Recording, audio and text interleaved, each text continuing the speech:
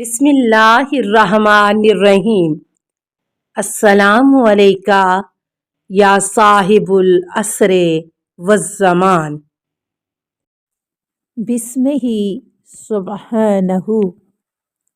قسط 5 سیرت علی علیہ السلام پہ 5ویں قسط پیش خدمت ہے۔ پہلی 3 اقساط میں وہ پیش کیا گیا جو ہم چاہتے ہیں، جس سے ہم خوش ہوتے ہیں، یعنی علی علیہ السلام کے فضائل و کمالات جن کا احاطہ کرنا واقعی محال ہے۔ آج سے وہ پیش کیا جا رہا ہے جو علی علیہ السلام چاہتے ہیں، جس سے علی علیہ السلام خوش ہوتے ہیں۔ علی علیہ السلام سے منسوب ہے، میں جنت سے زیادہ مسجد کو پسند کرتا ہوں۔ جنت میں جانے سے میرا نفس خوش ہوگا اور مسجد میں جانے سے میرا خدا خوش ہوتا ہے۔ علی علیہ السلام کو ہر شے سے زیادہ عبادت خدا پسند ہے۔ عبادت علی پہ انشاءاللہ الگ سے پوسٹ کروں گا۔ اسلام کی نظر میں معصومین علیہ السلام کی سیرت شناخت کا ایک ذریعہ ہے۔ اپنے مقام پر ان کا کلام ان کی شخصیت یعنی ان کی سیرت اور روش شناخت کا ایک سرچشمہ ہے۔ سیرت النبی صلی اللہ علیہ وسلم اور اسی طرح سیرت علی علیہ السلام و دیگر ائمہ اطہار علیہ السلام ہمارے لیے ایک منبع درس ہے، اور نبی صلی اللہ علیہ وسلم و علی علیہ السلام میں اس سلسلے میں کوئی فرق نہیں ہے۔ لَقَدْ كَانَ لَكُمْ فِي رَسُولِ اللَّهِ أُسْوَةٌ حَسَنَةٌ۔ یہ بات مسلمہ ہے کہ علی علیہ السلام کی زندگی کا ایک ایک لمحہ، ایک ایک عمل ہمارے لیے اسوہ حسنہ ہے، جو کہ پاک رسول صلی اللہ علیہ وسلم کے نمونہ عمل کی طرح ہے۔ آپ علیہ السلام کی سیرت و کردار پہ ہم تفصیلی گفتگو کریں گے۔ یہاں ایک اہم نکتہ پیش خدمت ہے۔ برادران و خواہران، جو ظلم ہم نے قرآن کریم کے ساتھ کیا ہے، وہی ظلم ہم نے رسول صلی اللہ علیہ وسلم اور علی علیہ السلام کی سیرت کے ساتھ روا رکھا ہے۔ جب کہا جاتا ہے کہ علی علیہ السلام یا معصومین علیہ السلام ایسے تھے، ان کا یہ کردار تھا، ان کی سیرت ایسی تھی، تو جواب ہم یہ دیتے ہیں وہ تو علی علیہ السلام تھے، تم علی علیہ السلام سے ہمارا موازنہ کرتے ہو، معصومین علیہ السلام سے ہمارا تقابل کرتے ہو، امام صادق علیہ السلام سے ہمارا تقابل کرتے ہو۔ وہ حضرات تو ذہب و خاک و دگر و شہر و دیار دگرن، وہ تو ایک دوسری آب و خاک، ایک دوسرے شہر و دیار سے تعلق رکھتے ہیں۔ ان کا خمیر کسی اور جہاں سے ہے، اور چونکہ ان کا خمیر کسی اور جہاں سے متعلق ہے، اس لیے ہمارا ان سے کوئی ربط نہیں بن سکتا۔ نیک لوگوں کے عمل کا اپنی ذات سے قیاس نہ کرو۔ کبھی کبھی کسی قوم کے لیے ایک مصرع طاعون کی وبا سے 100 گنا زیادہ نقصان دہ ثابت ہوتا ہے۔ دنیا کے ایسے گمراہ کن مصرعوں میں سے ایک یہ ہے کہ کارے پاکانے را قیاس از خود مگیر۔ البتہ شاعر کے نزدیک اس مصرعے کے معنی کچھ اور ہیں، اور ہمارے درمیان اس کے کچھ اور معنی رائج ہیں۔ ہم کہنا چاہتے ہیں کہ اپنے کاموں کا پاک لوگوں کے کاموں سے قیاس نہ کرو۔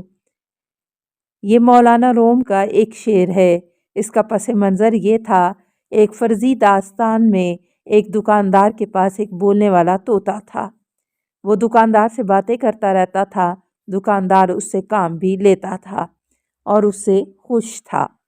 ایک دن بیچارہ طوطا شاید ایک ڈبے سے دوسرے ڈبے کی طرف اڑ رہا تھا کہ روغن بادام کا ایک مرتبان الٹ گیا، اور یہ تیل دوسری چیزوں پہ بھی جا گرا، اور کئی چیزیں ضائع اور خراب ہو گئیں، اور دکاندار کا نقصان ہو گیا۔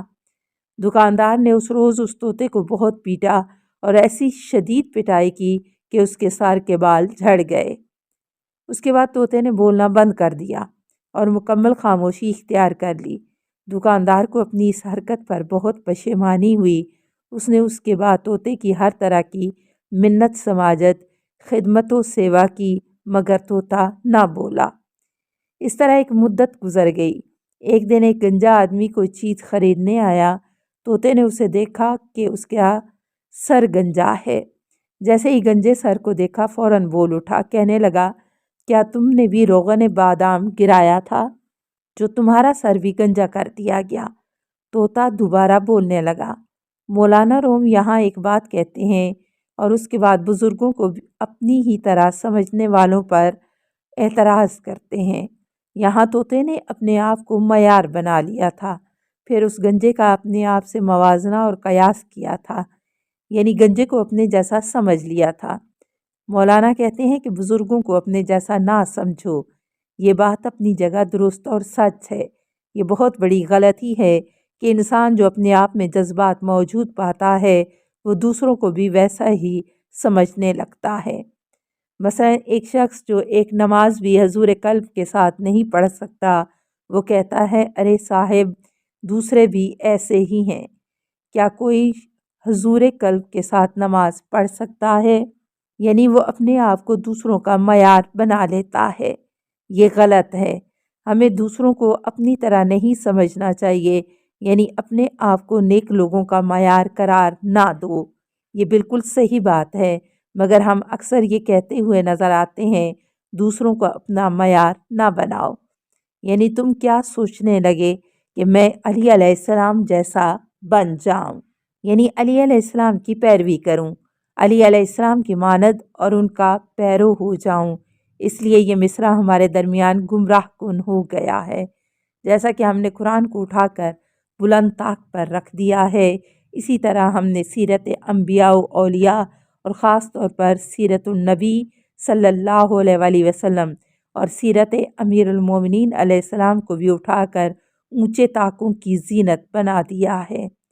ہم کہنے لگے ہیں کہ وہ تو نبی ہیں، جناب فاطمہ سلام اللہ علیہا بھی فاطمہ سلام اللہ ہیں، امیر المومنین علیہ السلام تو امیر المومنین ہیں۔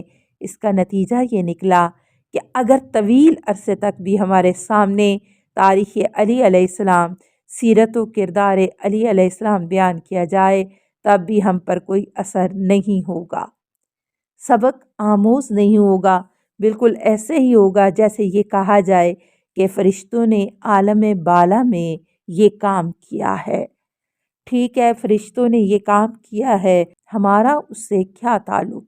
ایک مدت تک اگر ہمارے سامنے علی علیہ السلام کے بارے میں، ان کے سیرت و کردار کے بارے میں بات کی جاتی رہے، تب بھی ہمارے کانوں پر جوں تک نہیں رینگے گی۔ ہم یہی کہیں گے، علی علیہ السلام تو ہمارے لیے معیار نہیں بن سکتے۔ یعنی کیا؟ ائمہ اطہار علیہ السلام کا کردار اور سیرت اپنائیں۔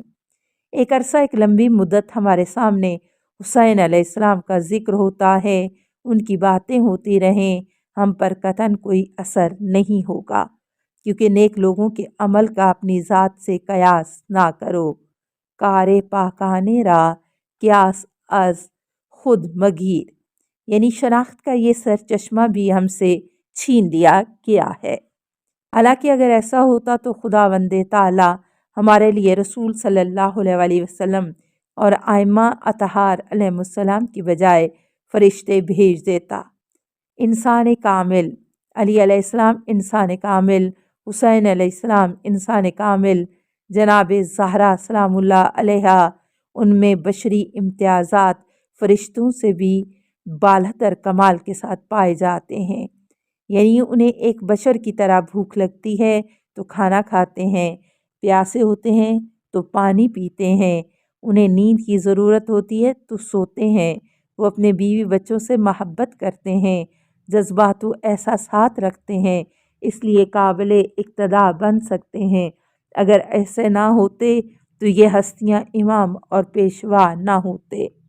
اگر نعوذ باللہ امام حسین علیہ السلام میں ایک انسان کے جذبات نہ ہوتے، یعنی جس طرح ایک انسان کو اپنے بچے کی تکلیف دے کر تکلیف ہوتی ہے، اسی طرح امام علیہ السلام اپنے بیٹے کو پہنچنے والی تکلیف سے رنجیدہ نہ ہوتے، اور اگر ان کے بچوں میں ان کی آنکھوں کے سامنے ٹکڑے ٹکڑے کر دیا جاتا، تب بھی ان کا دل نہ پسیجتا اور بالکل ایسے ہوتے جیسے ان کے سامنے ایک لکڑی کو ٹکڑے ٹکڑے کیا جا رہا ہو۔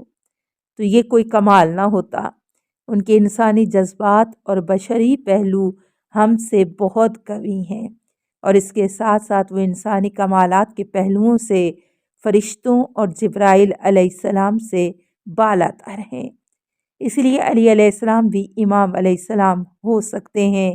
اس لیے امام حسین علیہ السلام کا جوان بیٹا جب ایک یقینی موت کی اجازت لینے آتا ہے تو ان کا دل کٹ کے رہ جاتا ہے۔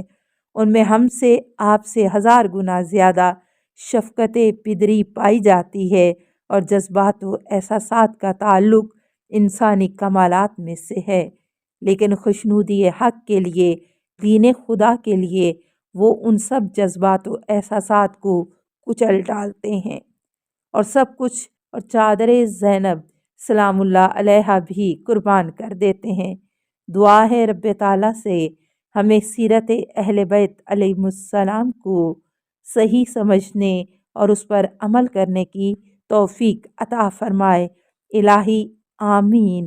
بحق کے امیر المومنین علی ابن ابی طالب علیہ السلام۔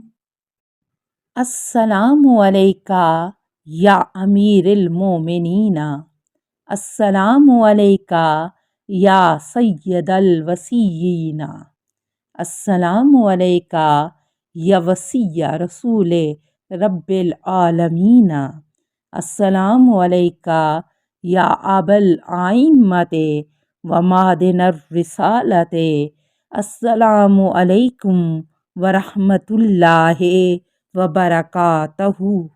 اللہم صلی علی محمد و آل محمد